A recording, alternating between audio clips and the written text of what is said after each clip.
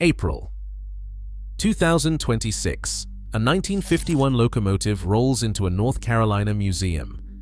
Aberdeen and Rockfish GP7, number 205. It worked the same 48-mile line for 74 straight years. The paint is cracked, the hood is dented, it has never been anywhere else. Meanwhile, in an East St. Louis scrapyard sits the most powerful single-engine locomotive EMD ever built, the SD90 Mach H. Some were cut up before their 5th birthday. The GP7 was ugly on purpose. The man who designed it told reporters his first dream was to build a locomotive so ugly no railroad would want it on the main line.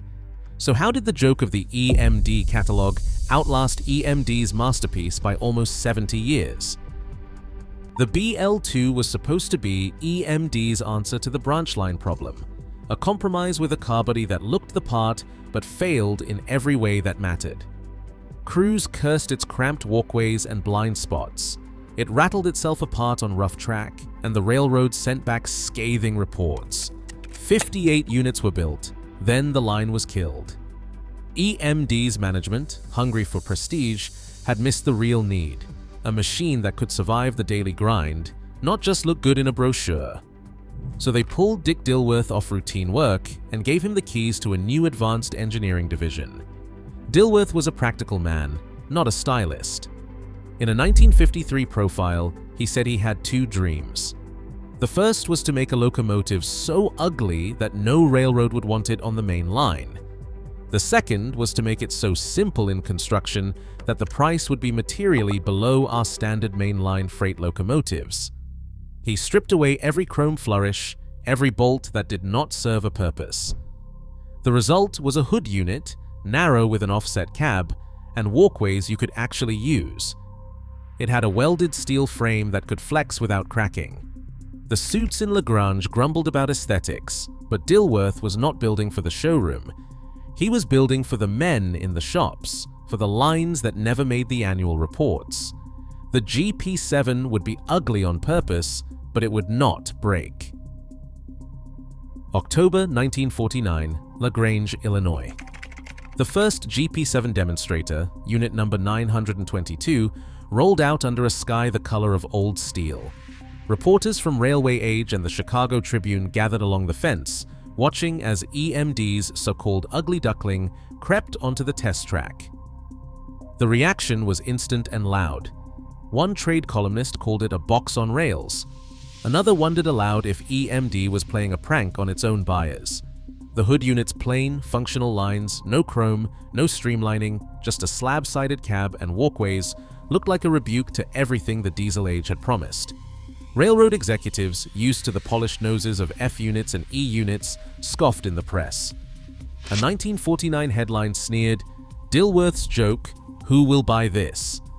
But for every executive who wrinkled his nose, there was a mechanic eyeing the walkways, the access hatches, the welded frame. The market split. Some called it a disgrace to the EMD name. Others saw a workhorse in the making. The suits wanted beauty, the shops wanted something that ran.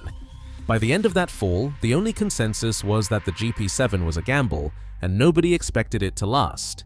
Numbers, not opinions, would decide its fate. Numbers settle arguments the way paint never can. Between October 1949 and May 1954, EMD produced exactly 2,734 GP7s, 2,620 for US rails, 112 for Canada, and a mere 2 for Mexico. Everyone left the factory with a 1,500 horsepower 567B engine and the first welded steel frame in EMD road service. That frame could flex where old bolted assemblies cracked, and it is the reason some of these machines still roll today. Aberdeen and Rockfish number 205 stands as the purest example. Delivered new in 1951, it ran the same 48-mile Carolina branch for 74 years, never sold, never rebuilt beyond what a shop crew could handle, and was finally donated to the North Carolina Transportation Museum in 2026. The so-called ugly duckling outlived every chrome-plated F unit and every streamlined E series. In blunt contrast, the SD19 MACH $2 million and 6,000 horsepower saw fewer than 70 units built, with some scrapped before a decade passed. The numbers are not kind to beauty for beauty's sake. They favor the machine built to work, not to impress the boardroom. In the late 1940s, the face of American diesel power was a nose of polished steel, a sweep of chrome, a line that cut through the prairie like a dream of the future. The EMD cab units, F-Series for freight and E-Series for passengers, were the rolling advertisements for the diesel age. Their full-width car bodies, bulging bulldog noses, and endless streamlining became the railroad's promise to the public: speed, progress, and a polished image to match. Sales brochures from Grange did not just sell horsepower, they sold the idea of modernity itself. Every staged photograph showed a parade of F units gleaming under the midday sun, a crew in pressed uniforms, the company logo shining from a nose that might as well have been sculpted for a magazine cover. The F9, last of its breed, saw just 192 units built for the domestic market, each a showcase of the EMD styling department at full tilt. The suits in the Chicago boardrooms believed in the power of aesthetics. Streamlining was more than a design choice. It was a corporate identity, a way to lure shippers and passengers who wanted to buy into the future. The cab units were painted for pride, not for practicality. But beneath the glossy finish, the design served the image more than the men who kept the trains running. Access hatches were hidden for the sake of a clean line. Walkways were narrow, visibility compromised, and the prime mover sat buried behind layers of sheet metal. The real cost of beauty was paid in the shops, where every inspection became a chore, every repair a battle with the bodywork. For a decade, the streamlined cab unit was the gold standard. It defined what a diesel locomotive should look like, at least to the marketing department. But the glamour was a thin shield against the realities of railroad work. The GP7 would have to answer not to the camera, but to the wrench and the timetable. The age of prestige was about to meet its reckoning. Every inch of those cab units, the F-Series and the E-Series, was shaped for the camera, not the wrench. Walkways barely wide enough for a boot, hatches hidden under sculpted sheet metal, and a prime mover buried so deep you needed a small army just to change a gasket. Crews called them coffins for a reason. Visibility from the cab was a joke. You stared at a nose that blocked half the world, and if you needed to see behind, you were out of luck. The full-width car body forced every inspection through a maze of panels. Even a routine oil check meant crawling through a tunnel of steel, flashlight in hand, sweating under 100 tons of paint and pride. Shop time ballooned.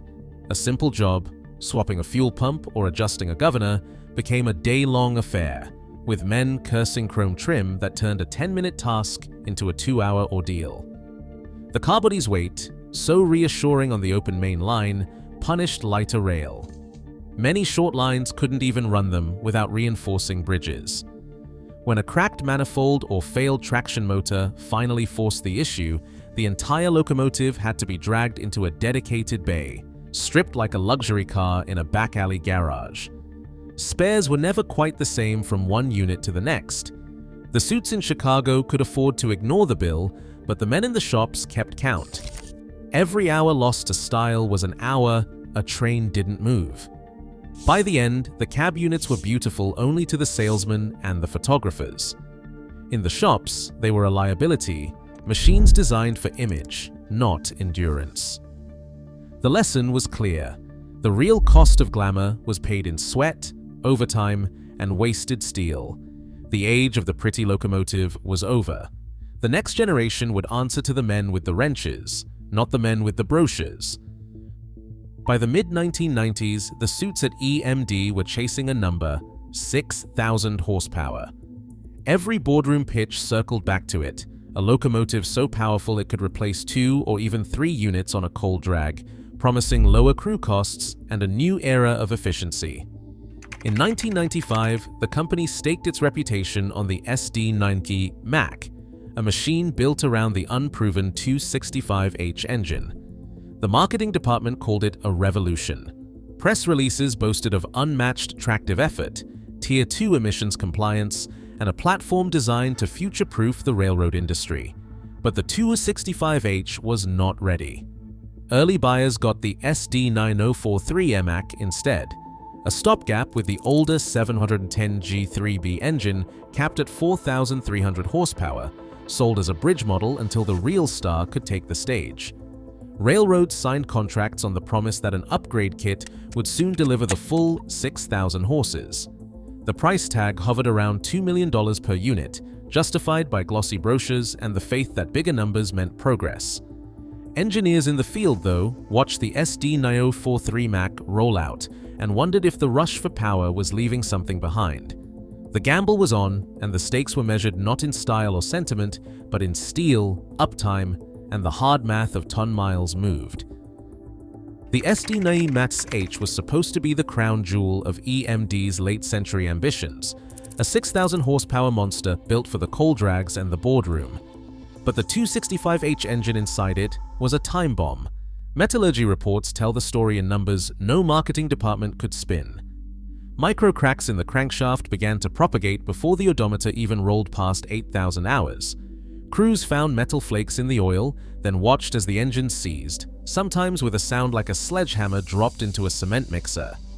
Cylinder walls scored, bearings failed, and the shop floors filled with the smell of burnt coolant. The cooling system, already undersized for the load, became a running joke among mechanics. Thermal overload trips forced units to shut down on the steepest grades, leaving mile-long trains stranded while dispatchers scrambled to find anything that would move. On hot days, the radiators could not keep up. On cold nights, the engine blocks sweated and cracked.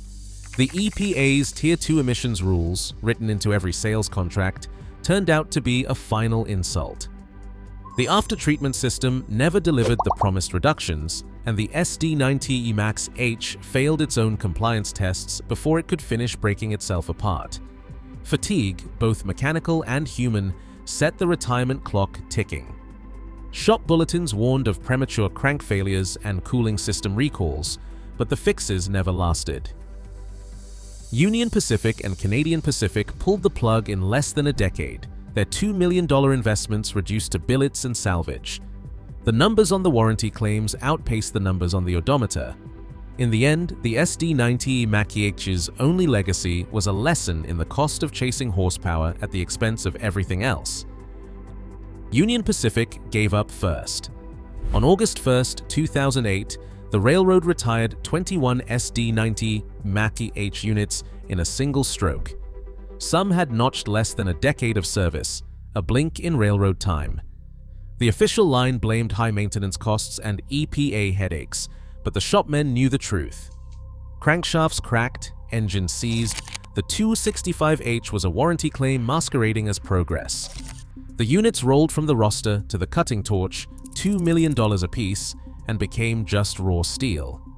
Canadian Pacific followed. 4 units, 9,300 through 9,303, were withdrawn in 2009. By 2011, they were gone, hauled north to a Quebec scrapyard and broken up for parts. The operator notes from Calgary read like a post-mortem, repeated engine failures, cooling system faults, Tier 2 emissions never met. No ceremony, no preservation, just the end of the line. Half a world away, Fortescue Metals Group in Australia tried to squeeze value from 8 SD90 Mass H units, units 910 through 917. By 2022, even the iron ore runs could not justify the downtime. All 8 were cut up, less than 15 years after delivery. The promise of 6,000 horsepower reduced to billets and salvage. The tally is stark. In less than a generation, the so-called crown jewels of horsepower were scrapped, written off as sunk cost. Meanwhile, the ugly on-purpose GP7s, derided and dismissed, kept running. The numbers do not flatter the suits or their obsessions. Simplicity stays in service. Complexity gets the torch. On the shop floor, the GP7 became a canvas for ingenuity. Mechanics, never the kind to waste breath on boardroom theories, found in Dilworth's ugly on-purpose machine a partner, not a puzzle. Missouri Pacific's rebuild crews, working in the heat and clangor of St. Louis, swapped out tired 567B blocks for the more robust 567BC modules. The engine change wasn't just a matter of horsepower, though the 1,600 horsepower rating sweetened the deal. It was about keeping an old friend running with parts that still fit, still made sense, still did what they were supposed to do. The swap stretched service life by years, sometimes decades, and didn't require a single new tool in the box. Illinois Central's electricians took a different tack. By the late 1990s, air brake systems on the GP7 fleet had become a maintenance headache: leaky valves, slow response, and wiring that crumbled at the touch. The solution was not to scrap the locomotive or chase the latest gadget.